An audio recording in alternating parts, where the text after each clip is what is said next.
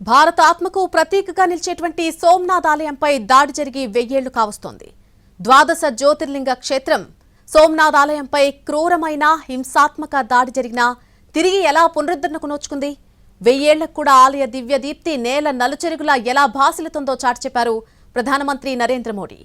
ఐతిహాసిక పుణ్యక్షేత్రంలో సోమనాథ్ ట్రస్ట్ కు చైర్మన్ గా కొనసాగుతున్న ప్రధాని మోడీ 1000 ఏళ్ల క్రితం ఆలయ విధ్వంసం, ఆ తర్వాతి కాలంలో పునరుద్ధరణకు జరిగినటువంటి కృషి, సోమనాథ్ క్షేత్రం విశిష్టతలపై ఒక బ్లాగ్ లో పెద్ద వ్యాసం పోస్ట్ చేశారు.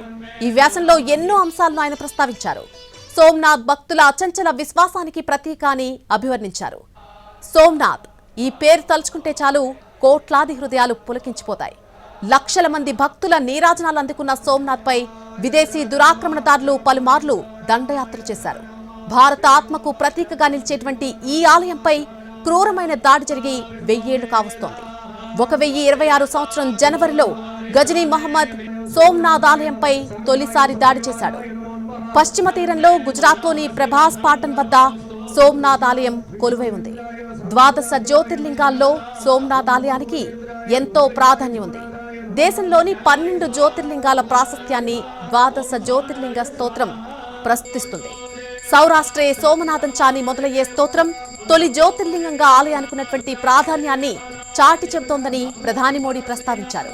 తొలి జ్యోతిర్లింగ నెలవుగా సోమనాథ్ నాగరికత, ఆధ్యాత్మిక ప్రాధాన్యాన్ని ప్రతిబింబిస్తోంది. ఈ ఆలయం పేరు వినపడగానే మనసుల్లో సగర్వ భావన నిండిపోతుందని, భారత ఆత్మకు ఇదొక శాశ్వత ఉద్ఘోషణగా వెలుగొందుతుందని అభిప్రాయపడ్డారు ప్రధాని. సోమనాథ్ ఆలయానికి పూర్వ వైభవం దిశగా ఏళ్ల పాటు సాగిన అవిరళ కృషి జరిగింది.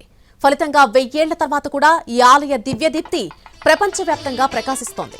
పూర్వ వైభవం దిశగా జరిగినటువంటి ప్రయత్నాల్లో ఒక ఘట్టానికి ఈ ఏడాదిలో 75 సంవత్సరాలు పూర్తవుతాయి. సోమనాథ్ క్షేత్రం పునరుద్ధరణ తర్వాత 1951 మే 11న నాటి రాష్ట్రపతి డాక్టర్ రాజేంద్ర ప్రసాద్ సమక్షంలో ఆలయంలో భక్తులకు మళ్లీ దర్శన భాగ్యం కలిగింది. సోమనాథ్ శివలింగ దర్శనంతో పాప ప్రక్షాళన జరుగుతుందని, మరణానంతరం స్వర్గానికి చేరుతారని భక్తులు నమ్ముతారు.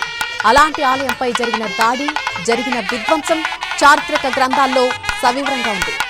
ఎంతగా హింస, క్రూరత్వం, విషాదం ఉన్నాయనేది ప్రతి వాక్యం చెబుతుంది. కాలంతో పాటు చెరిగిపోని గాయాలవి.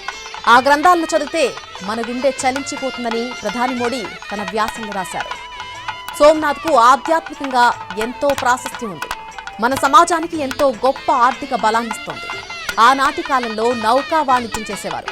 సోమనాథ్ చరిత్రను సుదూర ప్రాంతాలకు తీసుకెళ్లారు.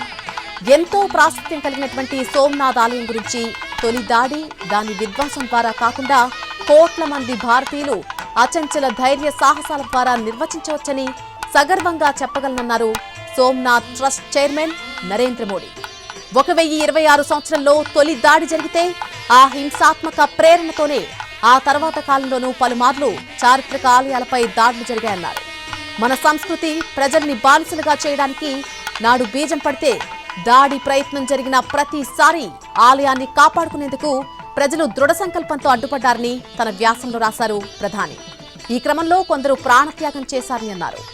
1890లలో స్వామి వివేకానంద సోమనాథ్ పుణ్యస్థలాన్ని సందర్శించారు. దక్షిణాదిలోని ఆలయాలు, సోమనాథ్ క్షేత్రం వంటివి మనకెంతో విజ్ఞానాన్ని అందిస్తాయని, పుస్తకాల్లో లేని చరిత్రను చెబుతాయని స్వామి వివేకానంద ప్రస్తావించడాన్ని తన బ్లాగ్లో రాసుకొచ్చారు మోడీ. ఎన్ని దాడులు జరిగినా, ఎన్ని తరాలు మారినా సోమనాథ్ తరహా ఆలయాలు ప్రజల్ని మరింత బలవంతుల్ని చేశాయని, అదే జాతీయ జీవన స్రవంతి ప్రత్యేకత అని కొనియాడారు. దాన్ని అనుసరిస్తే వైభవోపేతంగా ఉంటామన్నారు. వదిలేస్తే మరణమే అని హెచ్చరించారు. భారత్కు స్వాతంత్ర్యం సిద్ధించాక సోమనాథ్ ఆలయ పునర్నిర్మాణ బాధ్యత సర్దార్ వల్లభాయ్ పటేల్ చేతుల్లోకొచ్చింది. ఆలయాన్ని అదే చోట తిరిగి నిర్మిస్తామని 1947లో దీపావళి పండుగ సమయంలో ప్రకటించారు. 1951 మే 11న ఆలయం తిరిగి భక్తులకు అందుబాటులోకి వచ్చింది. కానీ అది చూడడానికి పటేల్ జీవించలేదు. నాటి ప్రధాని జవహర్లాల్ నెహ్రూ సోమనాథ్ ఆలయ పునరుద్ధరణపై పెద్దగా ఆసక్తి కనబరచలేదు. 1951 మే 11న జరిగిన కార్యక్రమానికి ఆయన వెళ్లలేదు. అంతేకాదు నాటి రాష్ట్రపతి, కేంద్ర మంత్రులు సైతం ఈ ప్రత్యేక కార్యక్రమానికి వెళ్లకూడదని కోరుకున్నారు. కానీ రాష్ట్రపతి బాబు రాజేంద్ర ప్రసాద్ మాత్రం దృఢంగా నిలబడ్డారు. ఈ అన్ని అంశాలను తన బ్లాగ్లో రాసుకొచ్చారు ప్రధాని. భారతీయులకు సోమనాథ్ ఒక ఆశాదీపం. 1000 ఏళ్ల తర్వాత కూడా సోమనాథ్ వద్ద సాగర కెరటాలు మనకు ఒక విషయాన్ని చాటి చెప్తాయని అన్నారు ప్రధాని మోడీ.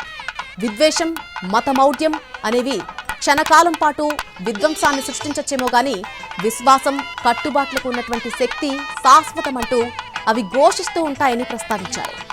సోమనాథ్ మహాదేవుని ఆశీస్సులతో విశ్వమానవ సంక్షేమానికి మనమంతా మున్ముందుకు వెళ్తూనే ఉంటామన్నారు ప్రధాని నరేంద్ర మోడీ.